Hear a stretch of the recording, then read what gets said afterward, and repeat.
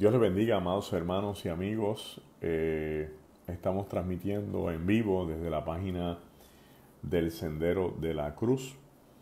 Este es su hermano y su amigo Magdiel Narváez, quien en esta ocasión les va a traer el estudio de introducción al libro de Apocalipsis. Dios les bendiga a todos, tal como hemos hecho en otras ocasiones. Vamos a dejar un espacio para que los hermanos se puedan ir conectando con la página y puedan estar desde el principio de este estudio. Bendecimos en gran manera a todas las personas que ya están conectándose para esta gran oportunidad y no quiero pasar la oportunidad de enviarle un abrazo a mi hermana Lisbeth Guidini, hija de los pastores Elizabeth y Mauricio Guidini, quienes son los pastores de la amada iglesia cristiana Sendero de la Cruz. Dios te bendiga, Ojami, también que estás conectada con nosotros en esta ocasión, y a Yolanda Rivera, una fiel seguidora de nuestro ministerio. Seguimos dando un poquito de espacio para los hermanos. Voy a dar cerca de unos 2-3 minutos adicionales. Mientras tanto, le exhorto a que vayan buscando su libreta y vayan buscando su bolígrafo y su Biblia, porque vamos a estar hablando de este estudio, Introducción al libro de Apocalipsis.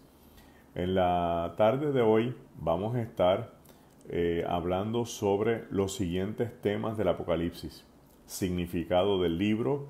Vamos a hablar de autor, fecha, lugar, destinatarios, contenido, género literario y algunos otros datos importantes sobre el libro.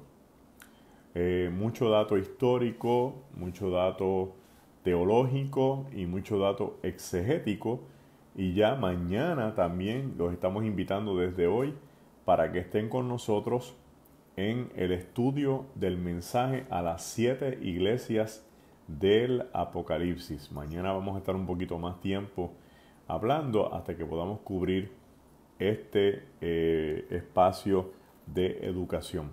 Recuerde que estamos transmitiendo directamente desde nuestra iglesia cristiana El Sendero de la Cruz en Atorrey con nuestros pastores Elizabeth y Mauricio Guidini y también nuestra amada hermana Lisbeth Guidini. Como ya veo que vamos sobre 200 personas, creo que en un minutito adicional voy a empezar con el estudio. No pensé que se me iba a conectar tanta gente de cantazo, pero aquí estamos. Gloria al nombre del Señor.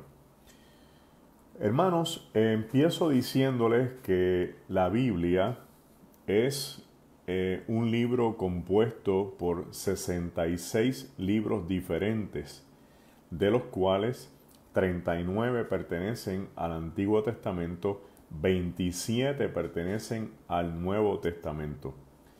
El tema de la Biblia es la salvación del ser humano. Quiere decir que desde el libro de Génesis, corrido hasta el Apocalipsis, el tema va siendo como si fuera un hilo que va conectando los libros de la Biblia, los 66 libros de la Biblia.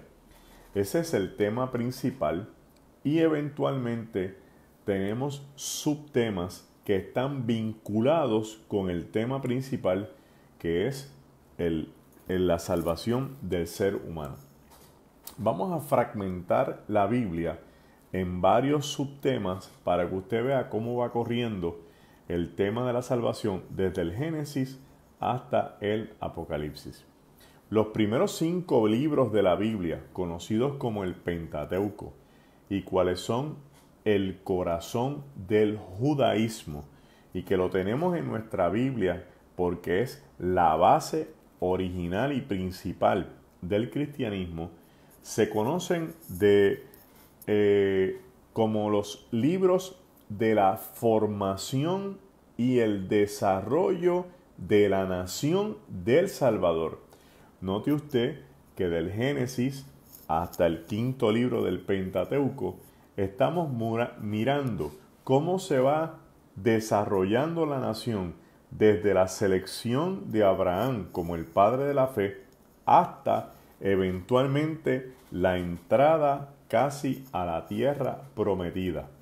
La formación de la nación del Salvador es importante porque si Dios quería salvar al mundo, como así lo quiso, era necesario escoger un pueblo para que de ese pueblo viniera el Salvador. Jesucristo no podía aparecer del aire, de paracaídas, de cantazo, y así porque sí, ser el Salvador. Así que Dios escoge un pueblo que tuviera esta característica de creer en un solo Dios.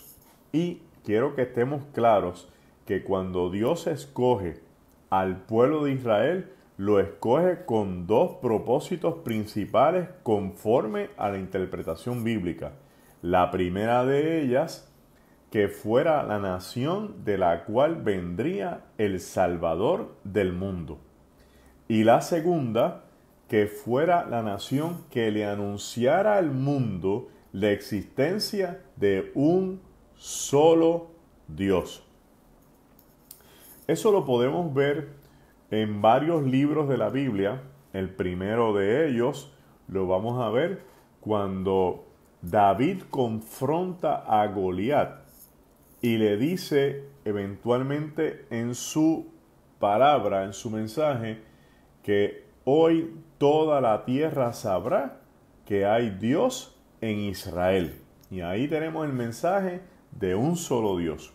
Segundo ejemplo de los muchos que podemos dar, Elías confronta a los profetas de Baal, 450 profetas de Baal y 400 de Astarot, que coinciden en ser 850 profetas. ¿Y qué hace Elías? Le dice al pueblo, hoy tienen que decidir a quién van a seguir, si a Jehová o van a seguir a Baal. Y ahí viene la confrontación de un solo Dios. Y obviamente el texto dice que los profetas de Baal se abrieron incluso hasta el vientre llamando a Baal para que apareciera y enviara fuego, pero Baal no apareció, así que Elías clamó a Jehová, Jehová envió fuego y eventualmente se queda específicamente perpetuado que Jehová es el único Dios verdadero.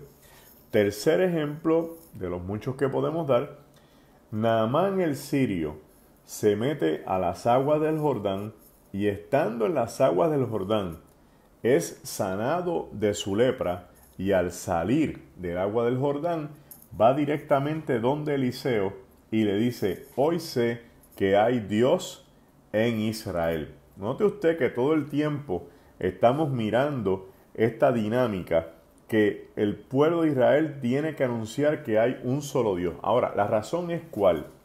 Bueno, en las civilizaciones antiguas es bien común la multiplicidad de dioses, mínimo 3 dioses, un padre, una madre y un hijo.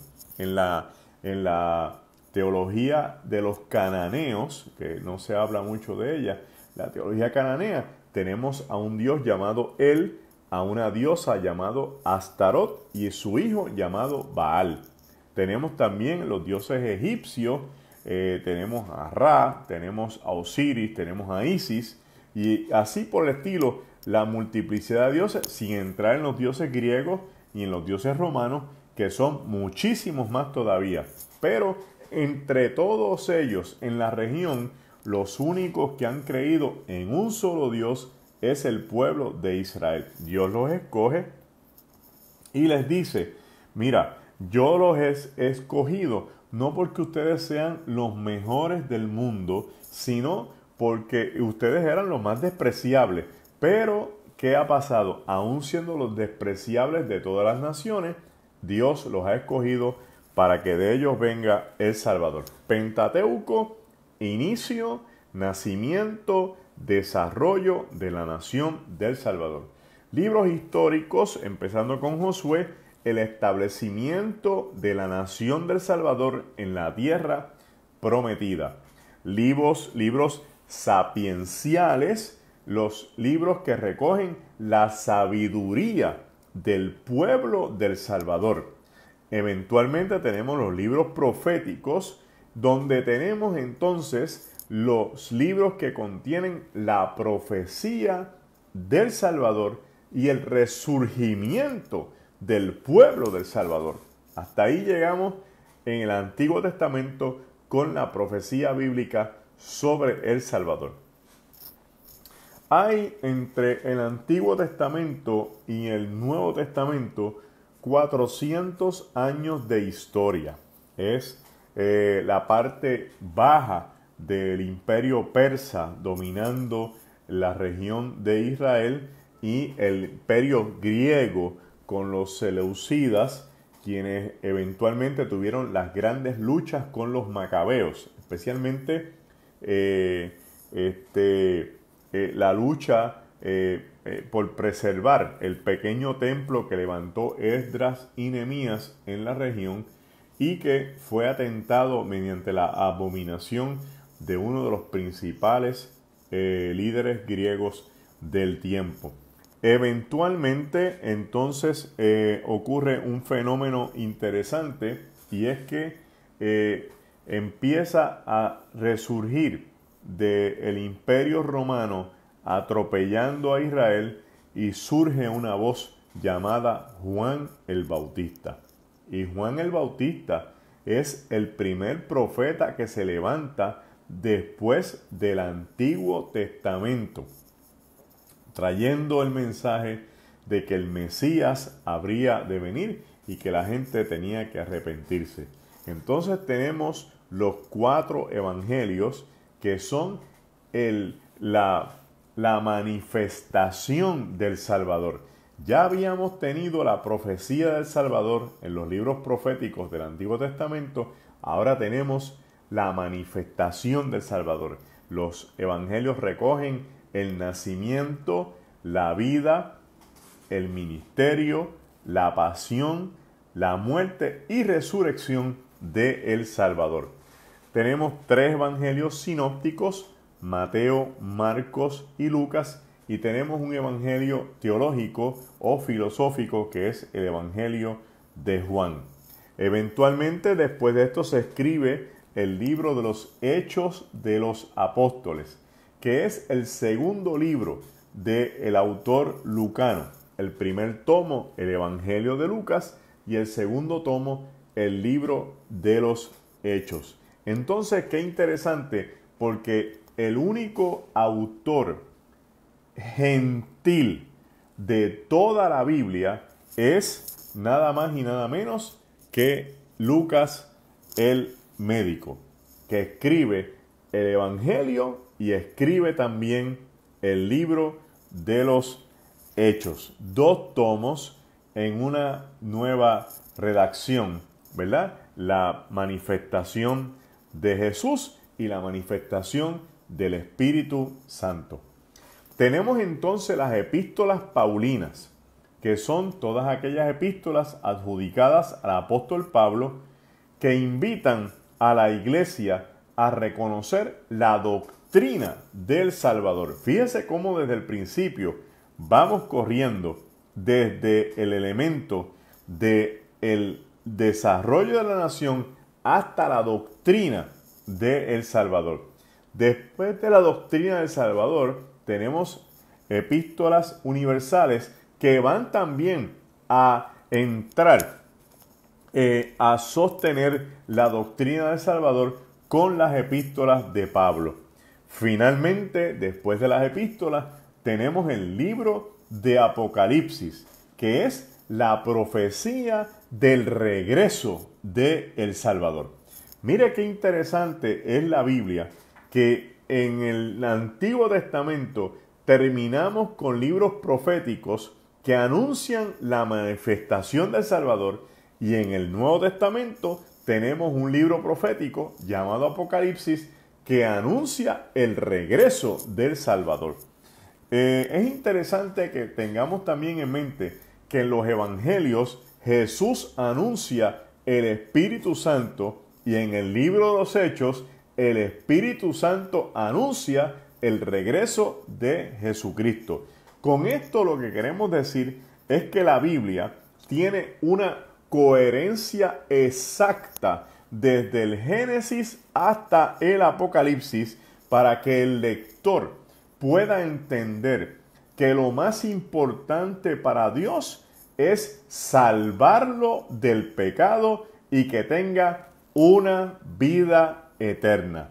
En otras palabras, que la máxima creación de Dios en el Génesis, que es el ser humano, no se pierda, mas tenga una gran vida eterna. En este elemento de la salvación, nosotros estamos viendo con el mejor detalle posible que este tema de la Biblia, desde el Génesis hasta el Apocalipsis, no es otra cosa que la revelación del amor de Dios. Dios quiere salvar al ser humano porque Dios es amor.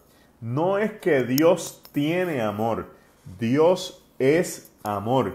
Esa es su esencia, esa es su naturaleza. Ahora bien, si Dios no tiene a quien amar, ese amor no tiene sentido. Por lo tanto, la creación del ser humano no es otra cosa que la oportunidad de Dios manifestar su amor en una persona, lo que implica que el ser humano es la razón de ser del amor de Dios. En otras palabras, que sin el ser humano no habría posibilidades de validar ni de siquiera probar que Dios tiene amor. Usted no puede ir por la vida diciendo, yo tengo amor, mucho amor. ¿A quién tú amas? Bueno, todavía nadie, pero estoy lleno de amor. Eso no funciona de esa forma. Si usted tiene amor, es porque usted te puede manifestar su amor en una relación, ya sea una relación erótica, una relación filial, una relación fraternal o una relación ágape. En otras palabras, Dios es amor, pero construye, crea un mundo donde pone a este ser humano para que el ser humano se convierta en el objeto del amor de Dios. Dios descarga todo su amor en el ser humano. Si nosotros empezamos a mirar esto con más calma, vamos a ver entonces que de toda la Biblia, lo único que nosotros estamos pendientes del cumplimiento correcto es nada más y nada menos que el libro de Apocalipsis. ¿Por qué? Porque los evangelios ya vimos la manifestación del Salvador en las cartas paulinas y universales, ya vemos la doctrina del Salvador y estamos en la expectativa del regreso de el Salvador. Antes de entrar al libro, necesito que tengamos claro que Jesucristo anunció su regreso. O sea, esto no es un invento de la iglesia. Los discípulos que originalmente vieron al Cristo resucitado oyeron de él que él regresaría a la tierra a establecer su reino final y firme. Pruebas de esto, y es interesante que lo miremos con las pruebas necesarias dentro de la Biblia, es que cuando el apóstol Pablo escribe en la primera epístola de los Tesalonicenses, capítulo 4, verso 16, dice claramente que los muertos en Cristo se levantarán primero y después nosotros, los que hayamos quedado vivos. Quiere decir que el apóstol Pablo estaba esperando el regreso de Cristo en vida. También miramos en el libro de los Hechos que el capítulo 2 dice que las personas vendían sus propiedades y repartían todo lo que tenían entre las personas necesitadas.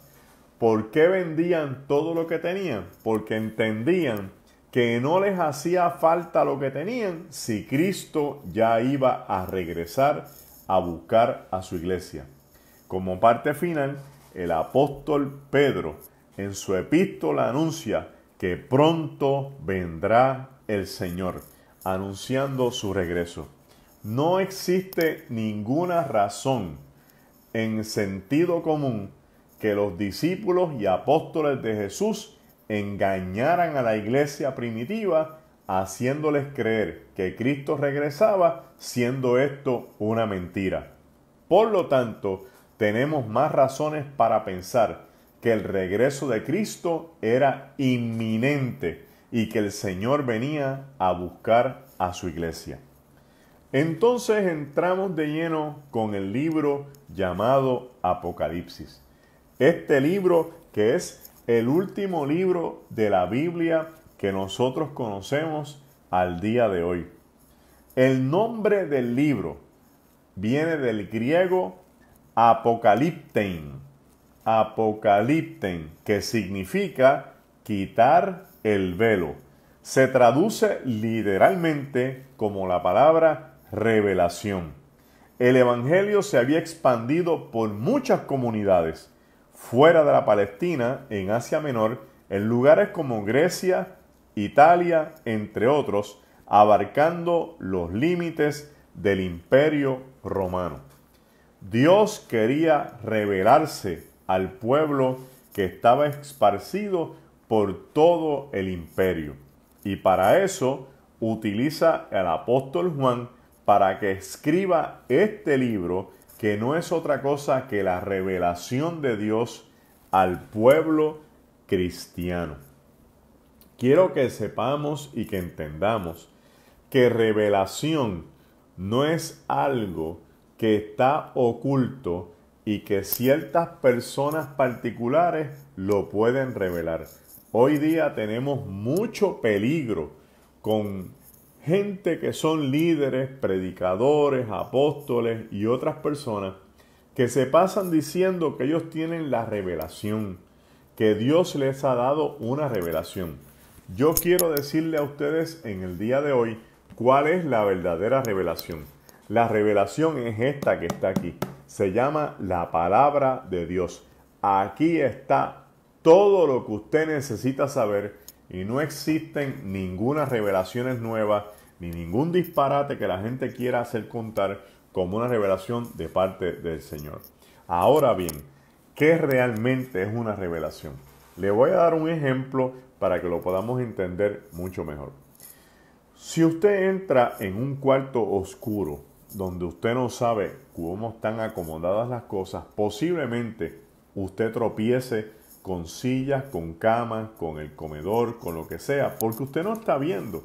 Pero si alguien viene y enciende la luz, usted puede ver todo lo que había dentro de ese cuarto que usted tropezó. Encender la luz no significa que las cosas aparecieron por arte de magia. Encender la luz es simplemente que lo que siempre estuvo allí, usted ahora lo puede ver. Eso es una revelación. La revelación es el alumbramiento, el reflejo, la luz, la realidad de lo que siempre ha existido, pero usted no ha podido verlo porque tiene los ojos vendados hasta que Dios le abra los ojos. Así que en este proceso, Dios lo que hace es revelándole a la iglesia lo que Dios quiere que la gente vea, que siempre ha estado, pero que hasta cierto momento la iglesia ahora es que tiene la capacidad de verla. Este libro entonces revela las cosas de los últimos tiempos que han de acontecer, que no son inventos de Dios, sino que están preparadas en el final de los tiempos y Dios quiere que las iglesias las puedan ver de esa forma y manera. Quiero que sepa que las persecuciones y los martirios cristianos se habían iniciado y todo creyente estaba expuesto a ellos. La primera persecución cristiana fue decretada por el emperador Nerón en el año 64 después de Cristo. Vamos a hacer en este momento un pequeño recorrido de los emperadores romanos que tienen que ver con el Nuevo Testamento. Empezamos de una forma colateral con Julio César, que aunque es de antes de Jesucristo, tiene algo que ver porque está vinculado con Herodes el Grande, que fue el que construyó el templo de Jerusalén, construyó la fortaleza de Masada, construyó la Decápolis, las 10 ciudades greco-romanas, y construyó también el puerto de Cesarea Marítima, entre otras cosas. A la muerte de Herodes el Grande le subsisten sus 4 hijos, de los cuales el más conocido es Herodes Antipa, que comparte el reino con Poncio Pilato. El emperador de turno se llama Tiberio César, que es descendiente de Augusto. Tenemos a Julio César, Augusto César y ahora Tiberio César. Tiberio César es el emperador que está en turno en la crucifixión de Jesucristo. A la muerte de Tiberio César le sucede nada más y nada menos el emperador Calígula, el peor emperador de todos los tiempos del Imperio Romano. Calígula hace desastres en el imperio. Después de Calígula viene su tío Claudio. Después de Claudio viene Nerón. Y aquí estamos otra vez en el elemento histórico. Nerón es el que desata la primera persecución contra los seguidores de Jesucristo. A este momento todavía los seguidores de Cristo no se llaman cristianos, se llaman seguidores de Cristo o la gente del camino. Después de un largo periodo de tregua con la salida de Nerón en el año 67, se decretó con Domiciano otra persecución para los años entre el 81 y el 96. Vamos a retomar de nuevo los emperadores romanos. Nerón hasta el año 67, prácticamente 68, y aquí vienen 3 emperadores romanos corridos en un solo año que fueron ejecutados mediante una guerra civil del imperio. Tenemos a Otto, a Galba y a Vitelo. Y eventualmente se monta en el imperio el papá de Tito y Domiciano, llamado Vespasiano. Vespasiano es el que le instruye a su hijo mayor Tito, general de las tropas romanas, que vaya hacia la región de Israel y destruya a los celotes que tienen una confabulación con los persas para derrocar el imperio romano. Lamentablemente para los celotes, los persas nunca llegaron y los celotes fueron víctimas del imperio romano, quienes los siguieron hasta Masada, destruyendo la última fortaleza judía. Este relato es del año 70, donde entonces se destruye Jerusalén y historiadores de gran renombre dicen que por error un soldado romano quemó el templo de Jerusalén, siendo esta la segunda destrucción gigantesca de Israel después del año 586 en manos del imperio babilonio. Así que después de Vespasiano se monta Tito y después de Tito entra Domiciano. desde el año 81 al año 96, y es Domiciano el que desata la segunda persecución contra los seguidores de Jesús, pero esta vez es una persecución imperial. En el caso de Nerón era la persecución caprichosa de un emperador, y ahora es la segunda persecución desatada por el Imperio Romano. En esta fecha del año 81 al año 96 es que se escribe el libro del Apocalipsis. Juan ya está un poquito mayor, entrado en años, y quiero que sepan que es el último discípulo, el último apóstol de Jesús que queda vivo. Ya todos los demás apóstoles originales han sido ejecutados, incluyendo al apóstol Pablo, que es ejecutado en manos de Nerón en Roma. Juan fue víctima de un envenenamiento, y ese envenenamiento Juan logró sobrevivir, y cuando la gente lo vio vivo, dio gloria a Dios, porque entendieron el mensaje de Jesús que decía que aunque comieran alguna cosa mortífera, no les haría daño. Y esto lo que hizo fue traer de forma alguna, una manera espectacular, un nuevo resurgir con el apóstol que estaba y se encontraba en la ciudad de Éfeso, en lo que hoy es Turquía. Entonces el imperio decide de una forma unilateral arrestarlo y llevarlo hasta la isla de Patmos, en donde se encuentra allí, y allí es que empieza a escribir este libro llamado el Apocalipsis. Ya tenemos más o menos la fecha, cerca del año 86 al año 90. Ya tenemos el lugar, tenemos la isla de Patmos. Ya tenemos bajo qué emperador se escribe este libro. Se llama el emperador Domiciano. Ahora vamos a ver en un momento determinado algunos otros datos sobre la autoría. La verdad es que los libros bíblicos siempre fueron un proceso intenso para detectar quiénes eran los autores. ¿Por qué?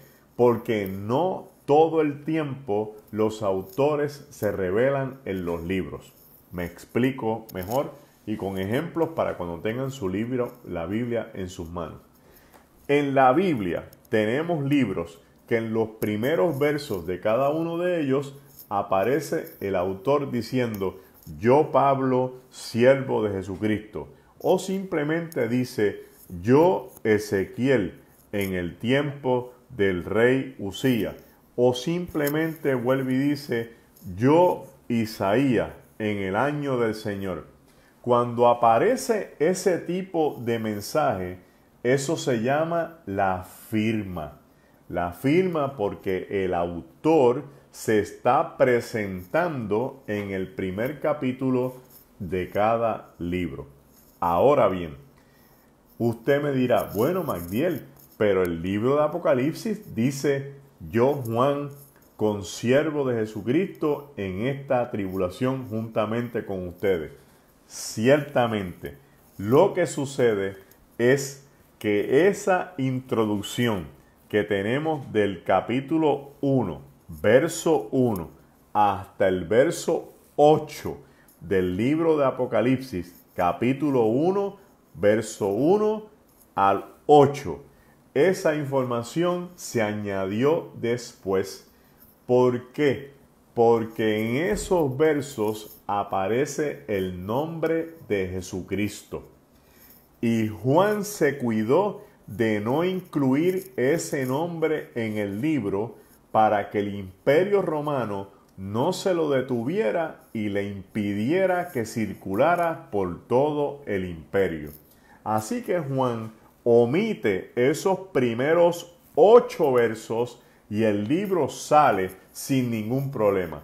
Note usted que desde el verso 9 del capítulo 1 hasta el capítulo 21 en el libro de Apocalipsis no se menciona la palabra Jesucristo. Esta palabra simplemente se añadió de forma posterior en los primeros versos. Juan en la visión, Juan en la revelación, Juan en el intercambio con Jesucristo, para referirse a Jesucristo, usa los siguientes símbolos que solamente la iglesia podía identificar. Número 1, el Hijo del Hombre. Número 2, uno semejante al Hijo del Hombre. Número 3, el anciano de años. Número 4, el Verbo. Número 5, el Rey de Reyes. Número 6, el Cordero de Dios. Y este tipo de situación, lo que es interesante es que tiene por delante la exposición real del libro para que corriera por todo el imperio. Voy a hacer un alto para explicar algo en un comentario que acabo de leer. Usted no puede entender el libro de Apocalipsis a la realidad del día de hoy si no entiende el libro en su contexto original. Lamento mucho que muchas personas quieran saber otros temas porque la Biblia no se estudia así. Ese es el problema de muchos cristianos que quieren interpretar la Biblia rápida a su manera para resolver. La Biblia necesita entenderse en su contexto primero para después poder saber qué de eso es para nosotros. No podemos ser irresponsables con la interpretación bíblica. Así que yo voy a seguir con este grado introductorio y eventualmente en otro estudio estudiaremos otras cosas que tienen que ver con el día que estamos viviendo. Gracias por estar con nosotros y gracias por participar. Entonces, el libro ha sido escrito de esa forma para que corriera por el Imperio Romano y de esa forma todos los seguidores de Jesús pudieran tener el libro a la mano. De esa manera, entonces, la gente podía entender qué Dios le estaba diciendo en su momento. Note usted que si no entendemos lo que Dios le quiso decir a la iglesia en el siglo I y en el siglo II, mucho menos vamos a entender lo que Dios nos quiere decir en el siglo XXI. ¿Por qué? Porque este libro Juan no lo escribió diciendo, déjame poner estas notas para cuando Magdiel esté allá hablando con el Sendero de la Cruz, la gente entienda lo que están diciendo. Eso no funciona así. Primero, Dios le habló a la iglesia original primitiva para salvarlos y sacarlos adelante. Después este libro se reinterpretó con la iglesia del siglo IV. Después se reinterpretó con la iglesia del siglo X. Después se reinterpretó con la iglesia del siglo XIV, XIV, XV y XVI. Después se reinterpretó con la iglesia del siglo XIX. Y eventualmente entonces la vamos a reinterpretar para el siglo XXI. Ahora bien, mire lo que está pasando en este momento. Hubo un problema sustancial con definir quién era el autor, porque como esos textos iniciales no hablaban de quién era el autor, entonces se formó un debate, especialmente en el Concilio de Nicea, en el evento de Constantino. Constantino, por si usted no lo sabía, el emperador recogió todos los libros que estaban corriendo por todo el imperio que decían que supuestamente eran de Jesucristo. Porque usted tiene una Biblia ahora que tiene 66 libros, pero yo quiero que usted sepa que había más de 150 libros corriendo por el imperio y todos decían que tenían que ver con Jesucristo. Entonces hubo que hacer un resaque de qué libros realmente eran libros que estaban cónsonos con la teología cristiana y qué libros exactamente no tenían que ver con la teología cristiana porque incluían ocultismo, neoplatonismo o simplemente gnosticismo que estaban en contra del evangelio. Además, habían libros que atentaban contra la persona de Jesucristo porque ponían a Cristo haciendo trucos de magia como si fueran milagros y esos libros no podían entrar dentro de la Biblia. Entonces, los dos libros que más trabajo dieron para entrar en lo que se llama el canon bíblico, que es el conjunto de libros sagrados de la Biblia, fueron la Epístola de los Hechos y el libro de Apocalipsis. Eso yo estoy seguro que más de un 95% que hay en la gente que está en la iglesia no lo conoce. ¿Por qué estos dos libros fueron los que más candela dieron? Pues les voy a explicar.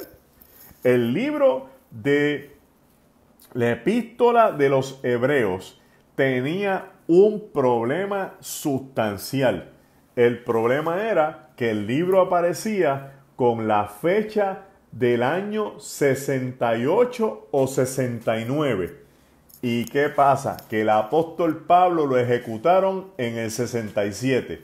¿Y cómo un hombre que está muerto puede ser el autor de este libro? Entonces se formó un pequeño refriego, pero se salvó el refriego porque se descubrió, y esta es la teoría más fuerte de la Epístola de los Hebreos, que la Epístola de los Hebreos es un discurso del apóstol Pablo que lograron rescatar Timoteo y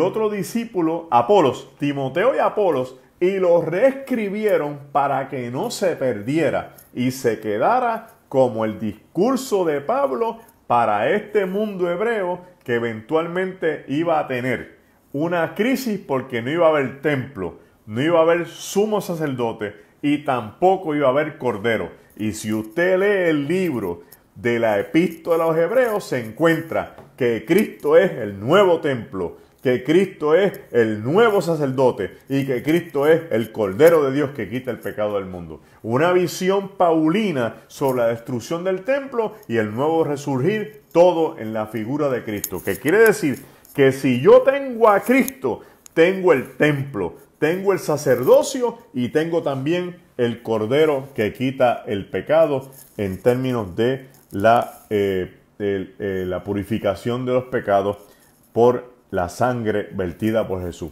En el caso del libro de Apocalipsis, el mayor problema que tuvo el libro es que hubo un debate sustancial donde decían algunos que no tenía relación porque el lenguaje de Apocalipsis no cuadraba con el Evangelio de Juan ni cuadraba con las epístolas paulinas. Entonces surgieron dos teorías nuevas. La primera teoría es que había sido un discípulo de Juan, pero esa teoría se quedó en el camino porque la teología juanina es bien parecida en el Evangelio juntamente con las epístolas y también con el libro de Apocalipsis.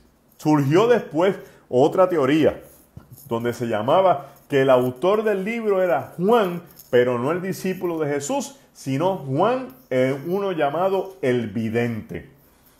No obstante, el libro tiene un elemento indiscutible por el cual todavía sigue siendo el Apocalipsis de Juan. Se llama que él escribe diciendo: yo que estoy viviendo esta persecución, esta tribulación, juntamente con ustedes. Eso ubica a Juan en el tiempo real de la escritura del libro y en el contexto social del tiempo en el que se escribe. Por lo tanto, se quedó en la tradición de que este escrito es de Juan, el discípulo amado de Jesús. Ahora vamos a mirar algo adicional que tiene que ver con este libro interesante. Hablemos del género literario. Otra cosa que tampoco entienden muchas personas porque no se las están enseñando. Género literario es la clasificación que tiene un libro por su tipo de forma de escritura, su estilo y su contenido. Por ejemplo, el poema es un género literario y se diferencia del cuento, y se diferencia de la novela, y se diferencia de la carta. Entonces, cuando miramos el texto bíblico de Génesis al Apocalipsis, nos encontramos que la Biblia está llena de géneros literarios de los que usted ni se imagina que existen. Voy a decirle algo interesante para que lo puedan ver. Si yo le pregunto en la tarde de hoy qué es una saga, la mayoría de ustedes va a pensar en Star Wars, y eso es correcto. Van a pensar en The Lord of the Rings, y eso es correcto. Van a pensar en Harry Potter, y eso es correcto. Y van a pensar en otras sagas adicionales como Twilight, que también es otra saga. Pues le tengo una noticia. En el libro de Génesis hay una saga gigantesca y se llama la saga de la primavera de la nación de Israel. Y esa saga va desde Abraham hasta José, la saga primaveral de Israel, porque ahí es que resurge la nación. Y esa saga, como cualquier otra saga, está dividida en 4 capítulos. El capítulo de Abraham, el capítulo de Isaac, el capítulo de Jacob y el capítulo de José. Si se alteraran las partes, como quiera, el resultado fuera el mismo, porque es el resurgir de la nación de Israel. En la Biblia tenemos poemas, tenemos capítulos que se llaman cartas, boletines informativos, discursos de despedida, historias del hacedor de milagros, historias de la tumba vacía, historias de las apariciones del resucitado, historias de discipulado, mensajes sobre discipulado, historias de despedidas, tenemos novelas, tenemos cuántas cosas tenemos en la Biblia, y obviamente tenemos Apocalipsis. Entonces ahora viene el tema. La situación interesante del Apocalipsis es que este no es el único Apocalipsis que existía. Existían muchos Apocalipsis. Le voy a leer algunos de los libros apocalípticos que existían en la época. Existía un libro llamado el Apocalipsis de Abraham, el Apocalipsis de Baruch, el Apocalipsis de Isaías, el Apocalipsis de Moisés, el segundo libro de Baruch, el libro de los jubileos, escritos por los esenios, el primer y segundo libro de Enoc, los oráculos sibilinos, el testamento de Abraham y los 12 patriarcas, y la vida de Adán y Eva. También existía la apocalíptica judía y el Apocalipsis de Pedro. Piense usted en todos los libros que habían que se quedaron fuera de la Biblia. Ahora bien, ¿por qué se añadió solamente el Apocalipsis de Juan? Porque es el único Apocalipsis que va dirigido a la iglesia de Jesucristo para los últimos tiempos, y se renueva en cada temporada que la iglesia tiene que vivir. Es el único libro que nos plantea que la Biblia se cumplió, que se cumple, que se está cumpliendo y se habrá de cumplir. Tenemos un libro apocalíptico para los judíos, que es el libro de Ezequiel. Tenemos un libro apocalíptico para los gentiles, que es Daniel. Y tenemos un libro apocalíptico para la iglesia, que es Apocalipsis. Y este Apocalipsis tiene el empleo de la visión de los asuntos que habrán de ocurrir y que Dios se lo está poniendo en las manos a este último apóstol que lo está viendo en persona. Ahora bien, las características de este libro. Un saludo a Yamilix Torres, que se encuentra en Suiza. Quiero que sepa que nosotros tenemos gente conectada de España, de Colombia, de Argentina, de Honduras, de México, de la República Dominicana, de Estados Unidos y de Puerto Rico en este momento, dando a entender que la iglesia es una a pesar de la distancia, y damos gloria a Dios por ello. Vamos a ver las características de la literatura del Apocalipsis. La primera característica de un libro apocalíptico es el empleo de la visión. Distinto al uso o mensaje que tienen algunos profetas, en Apocalipsis se presentan para revelar secretos celestiales en cuanto al presente y al futuro de la humanidad. A veces surgían de acontecimientos de índole personal o social que creaban crisis en la experiencia del autor. Toda visión crea una crisis en el autor del libro. ¿Por qué? Porque esa crisis lo que hace es sacar de adentro del autor el elemento espiritual para que pueda traer no el mensaje de sus emociones, sino el mensaje de el Espíritu Santo. El libro tiene acontecimientos históricos que se dieron en el tiempo de Juan, acontecimientos que se dieron un poquito después de Juan y acontecimientos que todavía no se han dado. Este libro tiene un contenido intenso para que las personas puedan entender el contenido. Antes de hablar del contenido, quiero que sepan que nosotros tenemos que determinar en este momento a quién se le escribió este libro.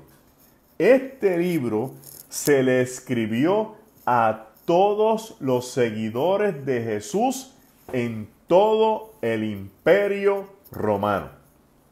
El Imperio Romano llegaba al norte hasta lo que era Germania, que hoy se llama Alemania, son las comunidades germanas. Llegaba al oeste hasta Britania, que hoy es la Inglaterra y el Reino Unido. Llegaba en el este hasta las comarcas de Persia y un poquito más allá de Persia, y al sur llegaba hasta el norte de Egipto. Eran los 4 puntos cardinales de el texto del Imperio Romano. El Imperio Romano estaba lleno de seguidores del cristianismo que se esparció por todo el imperio, moviéndose en todas las sinagogas donde habían judíos que creían en Jesús. En el capítulo 4, oiga, en el capítulo 4 de Apocalipsis, tenemos 24 ancianos adorando al que está en el trono, dando gloria y honra de día y de noche. Y también hay 4 seres vivientes, que estos seres vivientes están en el libro de Daniel, que son las 4 partes que se fragmentó en que había el imperio griego. Con la muerte de Alejandro Magno, el imperio se fragmenta en el elemento de los 4 generales que tiene. Pero también esos 4 seres que están en el capítulo 4 de Apocalipsis son los 4 evangelios con los que se identifica la palabra de Dios que se esparce por todo el imperio romano. Estas 4 figuras, estos 4 seres vivientes, están llenos de ojos. Y estos ojos se llaman en latín testis oculatis. Son testigos oculares de Jesús, porque así se le llamaba a los primeros cristianos, testigos oculares de Cristo. Y esta visión lo que nos dice que este libro de Apocalipsis, que lo que el género es libro profético de revelación, se le repartió a todos los cristianos del imperio, representados en los 4 seres vivientes que están con los ancianos, que representan el norte, el sur, el este y el oeste. ¿Por qué? Porque el número 4 en la Biblia representa 4 caminos, 4 puntos cardinales o los 4 ángulos de la tierra. Por lo tanto, el género del libro se llama género apocalíptico, que tiene que ver con revelación profética. El libro contenido que tiene visión profética se le está dirigiendo a todos los cristianos que viven en el Imperio Romano. El mensaje central del libro Apocalipsis es que el Señor, nuestro Dios Todopoderoso, reina. El Señor nuestro, Jesús Todopoderoso, reina. Ese es el mensaje central del libro. No importa cuántos jinetes, copas, trompetas, ayes, bestias, en el Apocalipsis 17:14 se le llama Rey de Reyes, Señor de Señores. Quiere decir que el libro plantea y glorifica a Cristo por encima de todas las calamidades que la iglesia pueda vivir. El Señor es el Señor. El Señor es poderoso. El Señor es Rey de Reyes, Señor de Señores. Esta afirmación la podemos encontrar en la parte final de cada una de las cartas de las 7 iglesias del Apocalipsis, donde Jesucristo le está diciendo a cada una de las 7 iglesias, que las vamos a estudiar mañana, que al que venciere, Él le dará algún tipo de premio. Le dará que sea templo de columna del nuevo templo, que se siente con Él en su trono a la diestra del Padre, una piedrecita blanca con un nombre nuevo, que coma maná de que está escondido en el reino de los cielos, que sea parte del paraíso de Dios, que coma del árbol de la vida. A las 7 iglesias Cristo le da un premio al que venciere. Por lo tanto, solamente puede dar un premio al que venciere, al que es vencedor. Cristo es el vencedor, y porque Cristo es el vencedor, puede darle premios a los que puedan vencer en su nombre. El segundo tema del libro es el tema de la fidelidad. El Señor está buscando en todo momento que la iglesia sea fiel hasta las últimas consecuencias. Y la iglesia no puede ser fiel si no está procesada dentro de la prueba, si no es desafiada dentro de la crisis. Porque solamente en las crisis es que usted y yo demostramos en quién hemos creído. Ser cristiano dentro de la iglesia es bien fácil. Ser cristiano cuando todo está bien es bien sencillo. Ser cristiano entre la gente que somos cristianos, eso lo hace cualquiera. Ser cristiano en la crisis, ser cristiano en la angustia, ser cristiano en la prueba, es que demuestra en quién usted ha creído sustancialmente. Y el libro nos está invitando a que no importa lo que pase, usted y yo seamos fieles hasta las últimas consecuencias a aquel que nos ha llamado a la luz verdadera. Este libro no es el único libro que tiene mensajes apocalípticos. Lucas tiene textos apocalípticos. Mateo tiene textos apocalípticos. Y en las epístolas de Pablo también hay textos apocalípticos. La primera epístola de los Tesalonicenses, en el capítulo 4, verso 16, es un texto apocalíptico.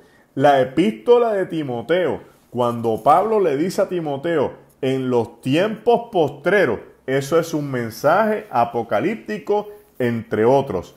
Pablo estaba bien consciente de que venía un tiempo apocalíptico, pero que Cristo venía primero a llamar a su iglesia a su presencia.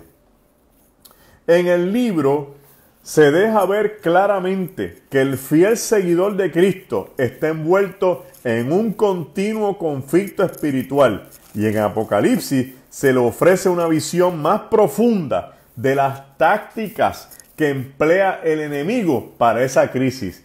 Porque ¿cómo es posible que Dios, sabiendo que tenemos un enemigo que nos quiere acabar, Dios no nos ponga las estrategias y las técnicas del enemigo para que lo podamos descifrar de antemano?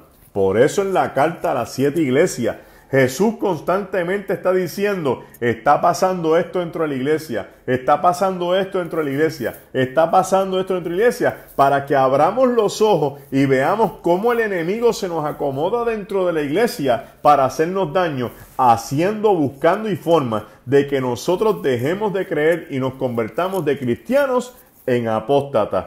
La iglesia actual, y ahí empiezo a traer mensajes actuales, la iglesia actual tiene que abrir los ojos, porque el enemigo se acomoda dentro de la iglesia, trayendo confusión, división, falsas profecías, falsas doctrinas, falsos apóstoles, falsos mensajes, y trayendo cosas de otras religiones para confundir a los que hemos creído en Cristo hasta este momento. Y nosotros necesitamos hablarle a la gente de cuál es la verdadera doctrina del Evangelio para mantenernos firmes y fieles hasta el final de este caminar.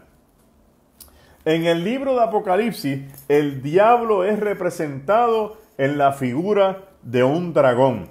¿Cuál ha sido el propósito del enemigo desde el principio de la creación?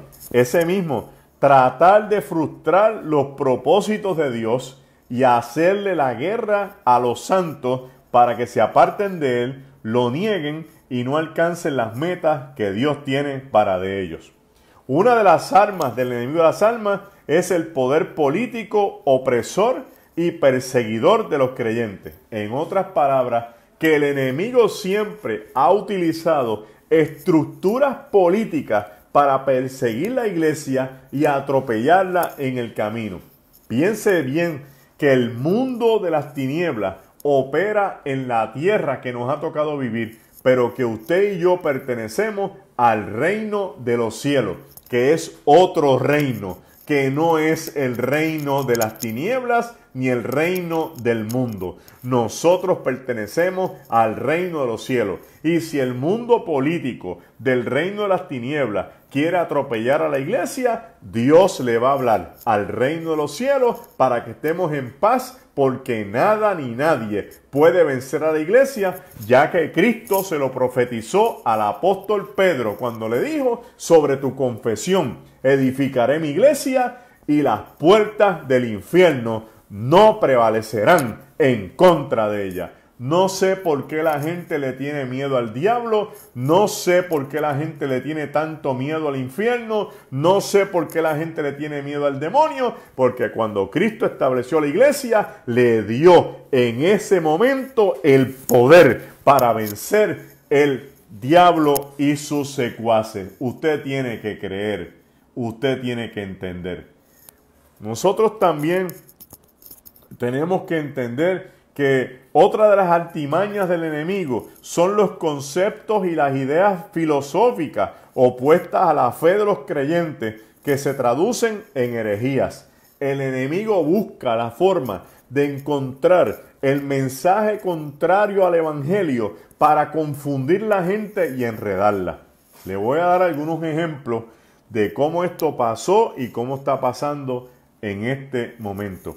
Uno de los problemas grandes que nosotros tenemos actualmente y que tuvo la iglesia primitiva fue que se desviaron del verdadero mensaje del evangelio y del propósito de la iglesia en la tierra, que no es otro que proclamar el reino de los cielos en la tierra, y se fueron mezclando, buscando teología, y mezclaron la teología con la filosofía, y mezclaron la teología con las autoridades, y mezclaron la filosofía con la estructura. Mire cómo pasó. La iglesia nació en Jerusalén, pero cuando los griegos la recogieron, la convirtieron en estructura filosófica.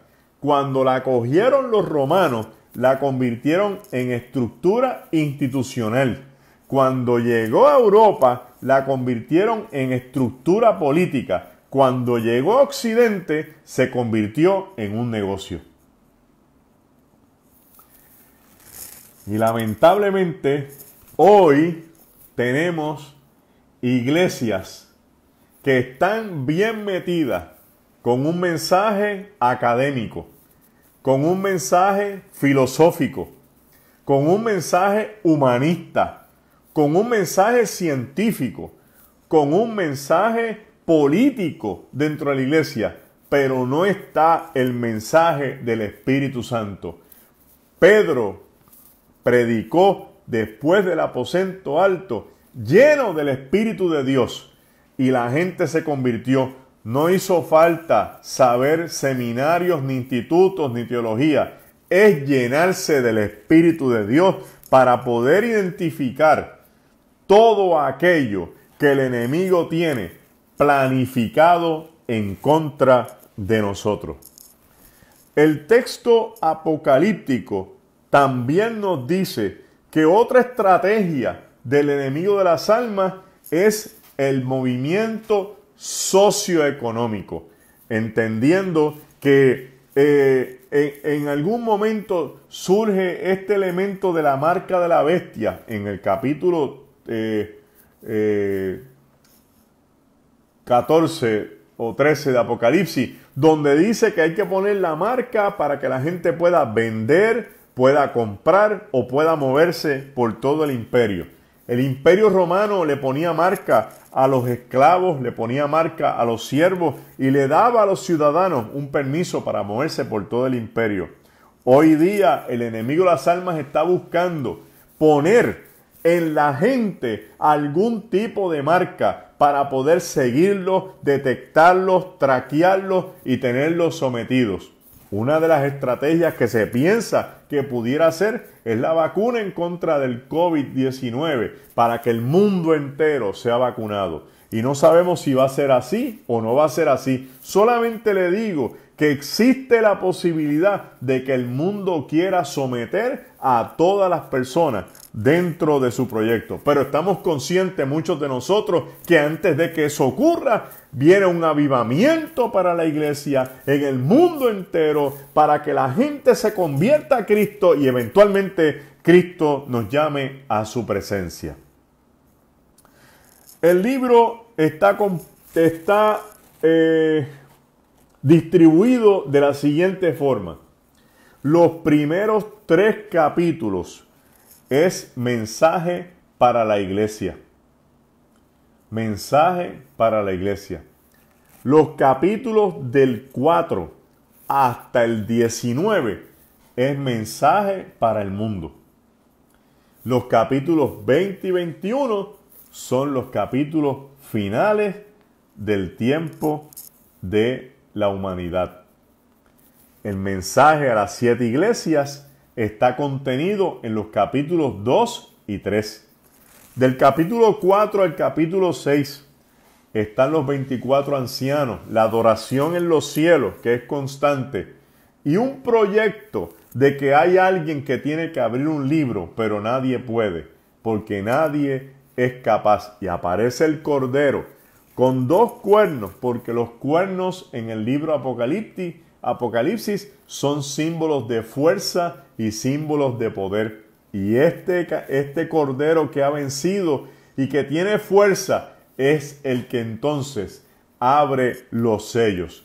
Note usted que el libro de Apocalipsis dice que este libro tiene 7 sellos en el capítulo 6. Y estos sellos lo que hacen es que sellan el libro. Entonces lo que se hace es que se van destapando cada uno de los sellos, uno detrás de otro, para que sea revelado todo lo que está en el libro.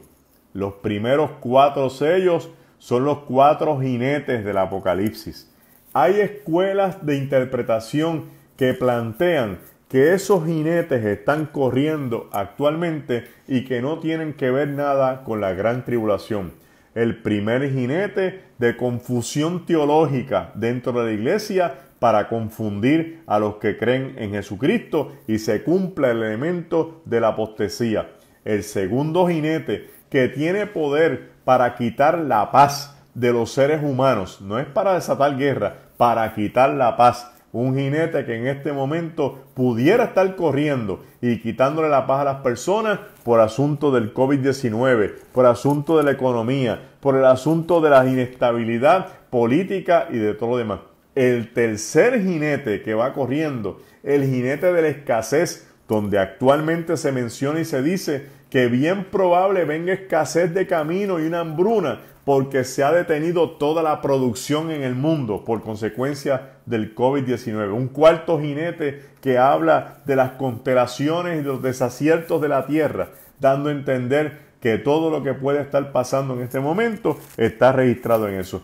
Hay otros teólogos que dicen, no, esto es para la gran tribulación y esto no está pasando en este momento. Ahora bien, si usted me pregunta a mí dónde estamos, yo le voy a decir dónde yo creo que estamos. Yo creo que estamos en el texto apocalíptico de Mateo 24, donde Jesús anuncia que habrá principios de dolores, que habrá temblores, pestes, enfermedades, que se levantará padre contra hijo, hermano contra hermano, y que el elemento interesante de este texto es la posibilidad de que veamos un desajuste total en todo lo que se llama la estabilidad a nivel mundial para preparar el ambiente de lo que se conoce como el espíritu del anticristo. Nosotros estamos viviendo este proceso porque estamos viviendo cosas que el mundo no ha visto antes. Yo quiero que usted sepa que al año mueren 3 millones de seres humanos de hambre. Y sabiendo cuál es la medicina, tampoco lo están suministrando. La medicina es comida, pero no hay quien les lleve comida. 3 millones de niños mueren de hambre al año. La tierra ha temblado miles de veces desde que empezó el 2020 y no solo en Puerto Rico. Ha temblado Japón, Rusia, Turquía, Israel, España, Italia, Estados Unidos, Suramérica, Japón, Indonesia, entre otros. También necesita saber que hemos tenido contaminaciones mundiales, incluyendo el HIV llamado SIDA, que se ha reconocido que ha sido un virus creado por el ser humano y puesto en práctica en África, donde cientos de africanos vivieron las consecuencias de la inyección de este virus mortal. Nosotros seguimos viviendo situaciones críticas y en los próximos años nos tendremos que enfrentar a los cambios que el mundo va a tener. Pero quiero que escuche algo bien interesante antes de cualquier cosa. No importa lo que pase, Jesucristo está con los suyos hasta las últimas consecuencias. Jesús es el Señor, Rey y Salvador de nuestras vidas. Mañana vamos a ver el mensaje a las 7 iglesias del Apocalipsis y espero traerle las 2 teorías que conforman el escrito apocalíptico. Si es que el escrito está escrito en la cronología humana o si es que el escrito está escrito en otro tipo de cronología. Si está escrito en una estructura horizontal o si está escrito en una estructura horizontal o en una estructura vertical. Esté con nosotros mañana a las 5 de la tarde en este mismo canal del Sendero de la Cruz. Y recuerde, este libro profético lo que hace es preparar a la iglesia para cualquier confrontación y que estemos listos cuando el Señor nos llame ante su presencia. Espero haber sido de bendición para sus vidas en esta hora y cuarto que he estado hablando sin parar, para que el Señor se glorifique en todos nosotros. Les deseo una buena y bendecida tarde. Mañana a las 5 regresamos con el Apocalipsis, el mensaje a las 7 iglesias y los capítulos hasta el 21. Que el Señor les bendiga grandemente. Como dicen en Israel, Shalom La. Dios les bendiga.